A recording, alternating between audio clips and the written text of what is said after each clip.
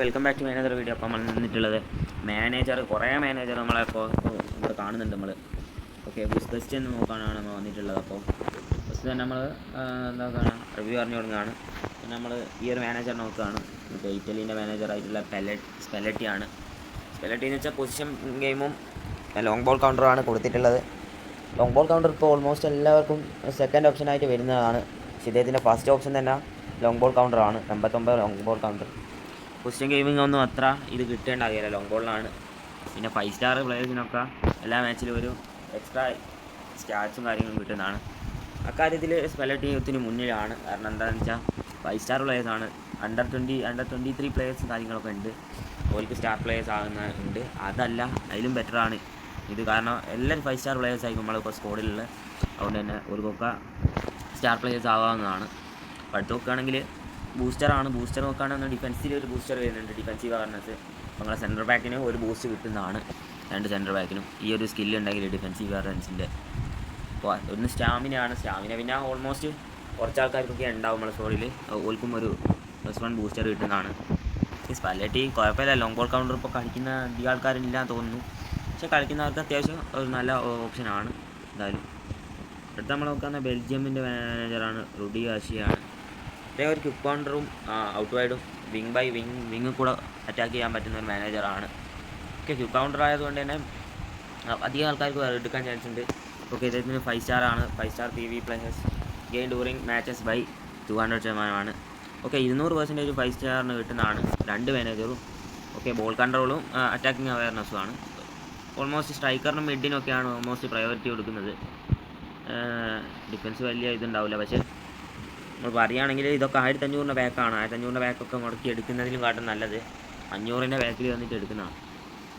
500 back നോക്കുകയാണെങ്കിൽ ക്ലൈവട്ട് വന്നിട്ടുണ്ട്. ക്ലൈവട്ട് നോക്കുകയാണെങ്കിൽ പൊസിഷൻ ഗെയിമും ക്വിക്ക് കൗണ്ടറുമാണ്. പൊസിഷൻ ഗെയിം നോക്കുകയാണെങ്കിൽ 89 പൊസിഷൻ ഗെയിമാണ്. സോ ഞാൻ എന്തായാലും എടുക്കുന്നതാണ്. കാരണം പൊസിഷൻ ഗെയിമിൽ ഇപ്പോൾ ഞാൻ യൂസ് ചെയ്യുന്നത് ഓൾറെഡി ലൂയിസ് റോമനെയാണ്.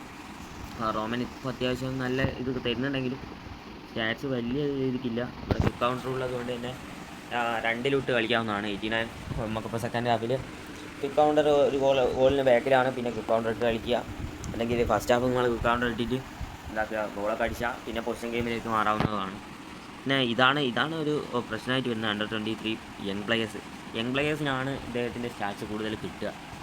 യങ് പ്ലേയേഴ്സിന് പ്രയോറിറ്റി കൊടുത്താണ് കളിക്കുക. അതുകൊണ്ട് തന്നെ അധികം വെറ്ററൻ പ്ലേയേഴ്സായിരിക്കും ഉണ്ടാകുക. ഏജ് കൂടിയ പ്ലേയേഴ്സ് ആണ് ഉണ്ടാകുക നമ്മളെ സ്കോഡിൽ. അപ്പോൾ അതും ഒരു പ്രശ്നമാണ്. പിന്നെ ഇതിനകത്ത് ലോപ്പാസും ഡിഫൻസീവ് എൻഗേജ്മെൻറ്റും ആണ് ബൂസ്റ്റർ +1 വന്നിട്ടുള്ളത്. ഡിഫൻഡറിന് 1 കിട്ടും. പിന്നെ ലോപ്പാസ് അധികം ആൾക്കാർക്ക് ഉണ്ടാവില്ല, കുറച്ച് ആൾക്കാർക്ക് ഉണ്ടാവും. ഇല്ലാത്തവർക്ക് സ്കില്ല് ബൂസ്റ്റർ കൊടുക്കുക.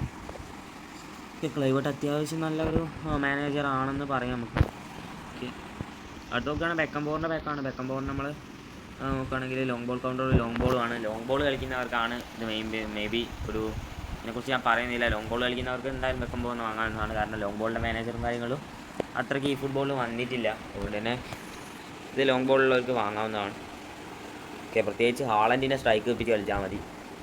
ലോങ് ബോൾ കളിക്കുമ്പോൾ നല്ലൊരു ലോങ് ബോൾ ഇടാൻ സാധിക്കുന്ന ഒരു പ്ലെയറിനെയും പിന്നെന്താ സ്ട്രൈക്കർ ആയിട്ട് ഹാളൻഡിനെ ഞാൻ വെച്ചാൽ കിഡിലനായിരിക്കും.